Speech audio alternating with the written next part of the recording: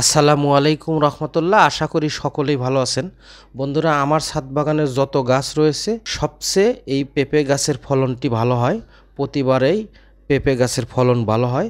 তার একটি কারণ আপনাদের সঙ্গে শেয়ার করব, যে সারটি মূলত এই ভালো ফলনের মূল কারণ, সেই বিষয়টি আপনাদের সঙ্গে আজকে শেয়ার করব। আমি প্রায় গাছ পাকা পেঁপে উঠিয়ে থাকি।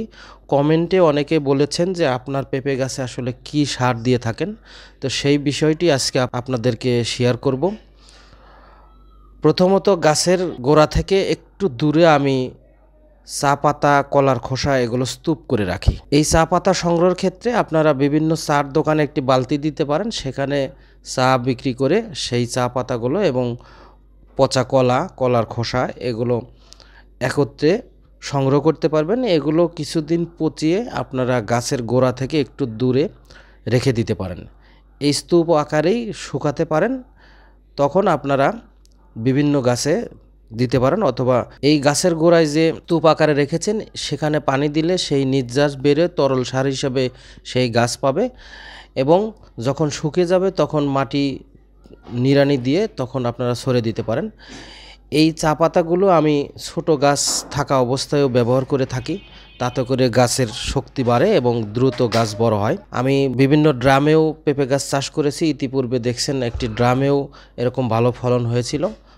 তার মূল কারণ হলো এটা, স্তূপ আকারে চা পাতা, কলার খোসা, সুপারির খোসা এগুলো একত্রে রেখে আমি সেগুলো বিভিন্ন গাছে দিয়ে থাকি। তার মধ্যে ছোট ছোট পেঁপে গাছ আমার বেশ কয়েকটি রয়েছে, সেই পেঁপে গাছগুলোতে দিচ্ছি।